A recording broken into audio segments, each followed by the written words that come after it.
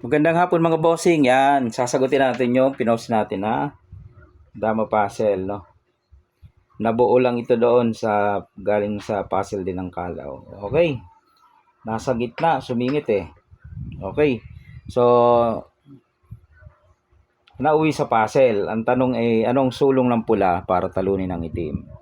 Sa comment section makikita mo ang sinasabi ng karamihan, ipakain to. Okay? Pag kumain ng itim, dalawa, talo siya oh. Yan. Kung titingnan mo, parang tama nga naman, oh. Pero subukan mong ibalik at i-analyze. Yan, sumingit. Pag ito ang sinulong, kung ikaw ang sa itim, ba't ka doon kakain? Alam mong matatalo ka. Pwede ka naman kumain dito, Pares naman ng piyesa na kakainin mo. So, hindi ka matatalo, di ba? Tatabla. Oh.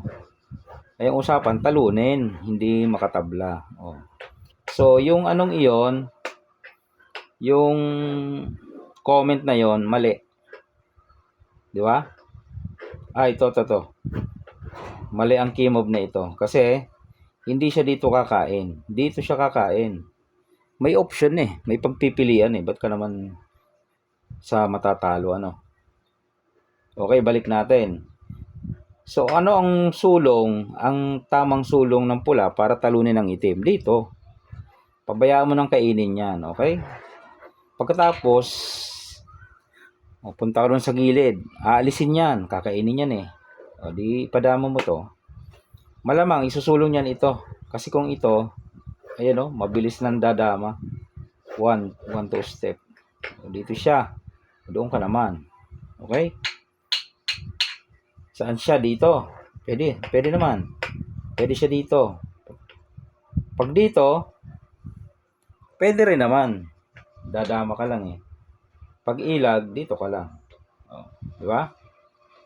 Ulit natin. Kung dito siya, ganun pa rin, dadama ka lang. Pwede siya dito, pwede dito. Kung dito siya, ipapakain mo lang to, pupunta ka ng gitna.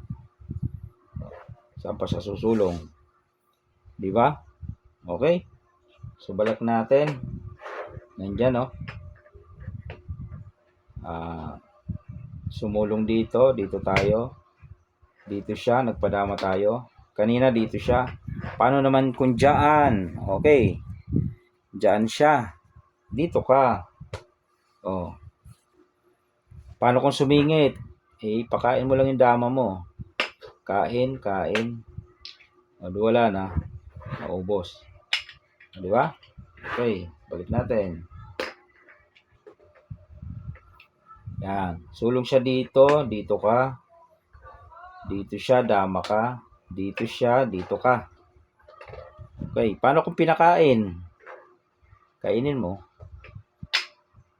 Pag dito siya pumunta, kitang-kita. Pag dito siya pumunta, abang ka lang dito. Okay? Para kung susulong dito, igaganon mo lang yung dama mo. No? O.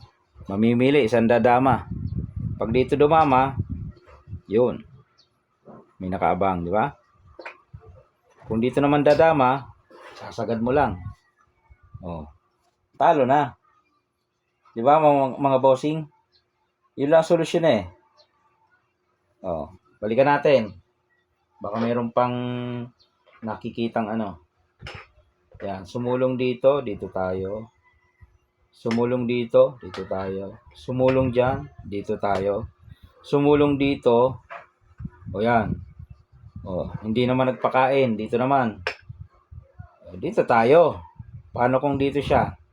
O yan. Magandang tanong yan. Yun namang isa. Ipadama mo. O.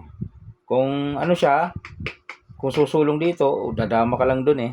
Wala na yan. So, anong mangyayari? Papakain niya muna. No? Pakain niya. Tapos, magpapadama siya. Talo hindi? Talo. Pag sulong niya doon, yung dama mo, ilagay mo dito. No choice siya kundi dumama. Boom.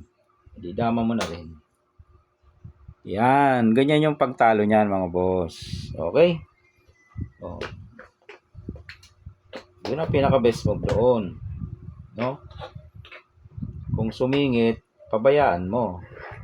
Tapos dito, doon ka muna. Pag ilag, dito ka. Oh. Kung dito siya, dito isa. Oh. Doon siya, dama. Pag inilag, kunin mo na yan. Dito ka. Dadama ka na eh. Dito siya. Dama mo.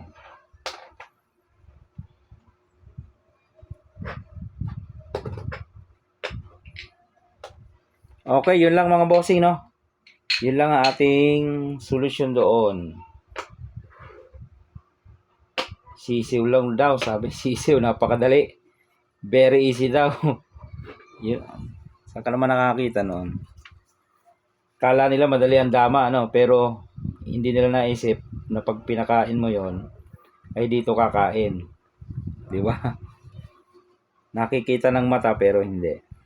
Kita nilang ganyan pero hindi nila nakikita na may pwede palang kumain doon. Ang nakikita nila dito lang. Okay? O, yan ang hiwaga ng dama. Yung nakikita mo, hindi nakikita ng iba. Kalain mo ito lang ang nakita. Meron naman dito.